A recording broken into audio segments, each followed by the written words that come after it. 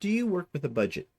And what I mean by that is, do you work with a budget when you go out to a quilt store to buy fabric? And let's say you go into a quilt store and you say, I have X amount of dollars to spend. Do you stick to it? Some of you do, but I have a feeling most of us don't. In fact, I always have a bit of a budget in my head, but I always come out paying a little bit more. If I pay a little less, I'm happy about it. But I got thinking about this the other day, and looking around my sewing room here, I started to do some rough estimates in my head as to how much money is actually invested in everything that's in my sewing room. And I call it an investment because a lot of these things are not consumable items, meaning that I'm going to be using them up anytime soon. They're pieces of equipment. For example, what's the biggest expense that you spend money on? Your sewing machine, of course. Well, I have a lot of sewing machines. Okay, so this is what suggests to me that I might have a problem. Does anybody really need more than one sewing machine? Well, that really depends. You can, if you sink your money into a quality machine that's going to last you for many, many, many years and do everything you want it to do, and maybe even a little bit more, then no, you probably don't need more than one sewing machine. However, in my mind, I liked to take classes. So my main sewing machine, which is my Continental M7 by Janome, is just a heavy brute of a machine to carry off to a retreat or to a class. When we used to be able to go to retreats and classes, that is. So I did invest in a lighter machine. But of course, I was used to all of the high end features that come on my M7, so I wasn't prepared to go for something that was less than the M7. I just wanted something that was lighter. So I ended up buying a Janome Skyline S7, which is a little less expensive machine than the M7, but nevertheless still cost a lot of money. Of course, then I wanted to get into embroidery, as you know, and I did at one point in time own a 15,000 by Janome, which I thought was my dream machine, but it turned out to be more my nightmare machine, and I got rid of that and replaced it with the M7. But I needed still an embroidery machine, so I picked up a Janome 550E, which is sitting right here behind me at the moment. Now, if that's not enough, I also needed a serger. Now, when I say need, it's a want. So replace the word every time I say need it with the word want. Um, I had an old serger machine sitting around here that was Walter's oldest sister's, and after she passed away, we sort of got it. But it was a 30-year-old machine. It was a bitch to thread, and so they came out with the air threader by Janome, and I bought one of those because it was on sale. It was a demo price at the time. Okay, so have I had other machines as well? Oh yes. I didn't start out with any of these machines. I started out with a cheap brother that I bought at Costco for a couple of $100. I have since donated that to a local high school sewing program because I outgrew it very quickly. Um, and I replaced it with a smaller Janome machine. Well, not a smaller machine, actually a bigger machine, and that was the 6700P, which Walter now has and uses all the time for his garment sewing. Yeah, and I needed another travel machine. Before I bought the Skyline S7, I had a Janome MC100, which was a great little machine. But again, I kind of outgrew it, and my sister needed a sewing machine to just to do some light occasional sewing because she's not a sewist. So I gave that one to her. So let's start adding this up, shall we? Are you ready for this? Okay. The brother machine was a couple of $100. I got a little pad here. I'm going to, or actually, I'm going to grab my calculator as I talk about this. $200. Then I had the Janome MC100. That was, I believe, about $1,300. Then I bought the 6700P. That was about $3,000. Then I bought the 15,000. That was 7,500. Then I bought the M7. And the M7 was about 9,000, but I got a really good deal when I bought it with the 550E, and Shirley at Ultimate Sewing took the other one in as a trade-in, so I think it cost me about another 5,000 to get those two machines, the M7 and the 550E, so 5,000. And then I bought the Skyline S7, and I think it runs, and I'm guessing here, and when Walter sees this, he'll correct me, I think it ran in around about the 3,000 mark as well, give or take. Oh, let's not forget the air thread serger at that bargain price I got. That was about 1,200. Oops.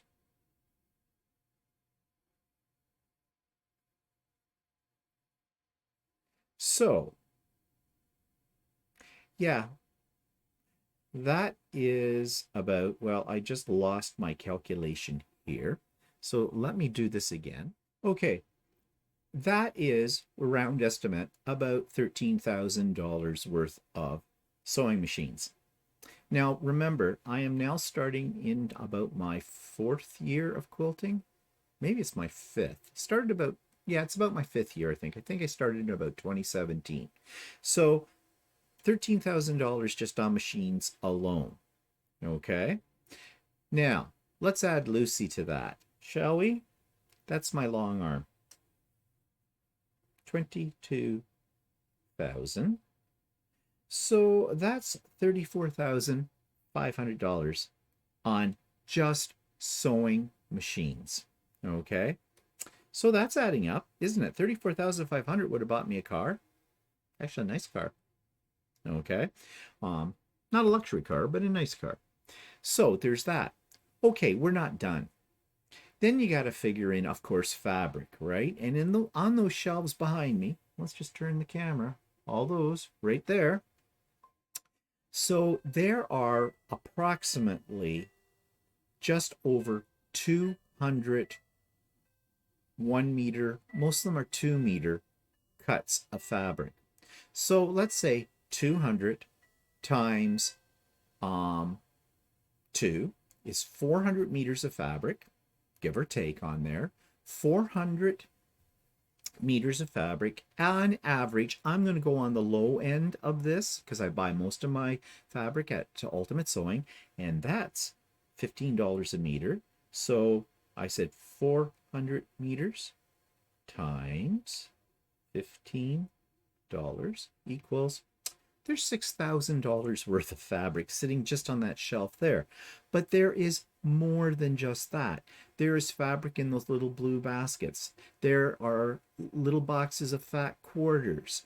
There are drawers full of Christmas fabric and fat quarters and layer cakes and charm packs and jelly rolls and strip packs. There's at least in the drawers, the stuff you can't see, there has to be at least another $6,000 worth of fabric there. So that's $12,000 in fabric. And that's just what's in stock on my shelves. This is not including the fabric I've gone through and made into quilts over the last few years. So you add that to the other, we're now up to what? I said 34 and 12 is 46,000. Let me just write this down for myself. This is getting scary. All right, so that's fabric. That's major equipment. Let's talk tools. Rulers. Rulers are not cheap. I have a large collection of rulers. When I first got into quilting, I went crazy for rulers. Rulers average anywhere from about 25 bucks and up. So I would estimate that I probably have at least $800 to $1,000 worth of rulers. Let's go on the low end and say 800. So we're now at $46,800. Let's talk about miscellaneous notions and things like that. You're always picking up, you know, another seam ripper, another pair of scissors. All those things add up. I probably have in notions as well. I probably have another, let's say, $500. I think that's being very conservative here. So that puts us at 47,300. Now, what have I missed? Well, thread. Thread isn't cheap. Okay. Now I have a lot of threads. I have Aurifil, which I use for my piecing. I have Floriani, and I have a lot of Floriani that I use for embroidery. I have serger threads, cones of serger threads. I have thread that I use on my long arm for quilting as well. And, you know, Aurifil is like $15 on average a spool. Floriani is about $7 on average per spool. My serger threads are about $3 on average. The threads that I use, Glide, for my quilting, that's about $6 on average a spool, and I have hundreds of all of these things. So I don't even know how to guesstimate how much I have spent or or just sitting here right now physically in stock. That's not counting the stuff that I've already used up. So let's just say conservatively, I probably have $3,000 worth of thread in stock right now. I have a lot of thread. So let's add that. So 3,000 to that now puts us at $50,300. What else? Well, I redid this whole sewing room. And when I did that, I needed counter space. So I went to IKEA and I bought IKEA drawer sets, tabletops, things like that. And like the drawer sets alone, I have, and I'm looking here, I have 1, 2, 3, 4. I have 8 of those at $99 a piece. So I say 100. That's another $800 for that. The tabletops were about 60 a piece. That's about another 120 on that. And yeah. So let's round it up to about another 1,000. We are now at $51,000. I'm starting to cry.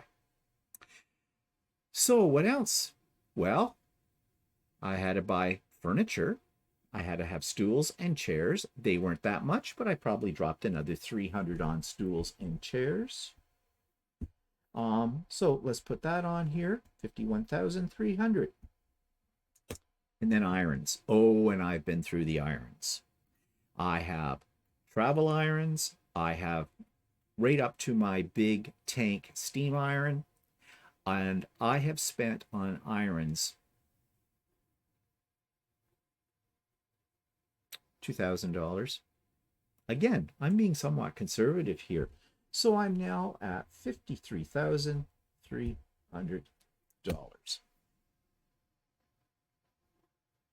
Yeah. And that's stuff, for the most part, that's sitting right here in this sewing room right now, with the exception of the long arm. It's in a different room. Now, on top of that, you've got to add support things like software. I own EQ8. I own Artistic Digitizer. EQ8 cost me around $400. Artistic Digitizer cost me about $1,100. So there's another $1,500 onto our list. So that brings us up to $54,800. Do I spend a lot of money on quilting supplies? Yes. Now, so we're up to about, let's round it up, $55,000. And I said, this is conservative. This is conservative. It's scaring me right now. $55,000. And there are probably things I have forgotten that are related to all of this. I mean, I haven't figured in what it has cost me for classes, for retreats, things like that either. But let's just work now with this $55,000. If this is the start of my 5th year of quilting, let's say it's been 5 years. Okay, for all this, 55,000 divided by 5 equals $11,000 per year that I've spent on my hobby. Actually, That's still very conservative because I'm always buying fabric and I'm always buying something for that. So if you actually sat down yourself and figured this out, I think you would be absolutely astounded. And I think you'd almost say to yourself, wow, I could have used that money for a fabulous trip. I could have used that money for a down payment on a car. I could have bought something else for the house, put new windows or doors in my house, did this, that, or the other thing. Yes, you could have, but let's face it. Spending that money brings us joy because it gets us things that we need for our hobby that makes us happy.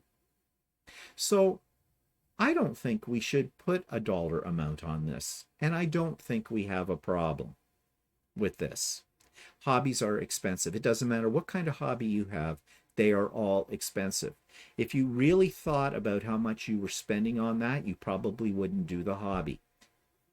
But the hobby is just that. It's something that you do because you like to do it. And can you put a price tag on your joy, on something that brings you joy? Can you put a price tag on your creativity? I don't think you can. Now, people who don't do the same hobby as you do, they'll look at you and go, yeah, you're crazy. But are they happy? And everybody's got something they spend money on that someone else can look at and not see the value in that. So next time you're in a quilt store, don't beat yourself up because of what you have spent there. You have spent this money because it brings you joy. Yes, you have to be reasonable. And I come right back to what I said about having a budget. Go in with a dollar amount in mind and try and stay to it. That'll keep your sanity and that'll keep you from, going into debt, kind of a thing. You shouldn't go into debt to support your habit because then it does become an addiction, a serious addiction that will affect your life. But go in and remember, you are investing in yourself when you buy these things. You're investing in your happiness. So go ahead, spend a few bucks at your local quilt store this week. Make yourself happy and make your business owner happy as well.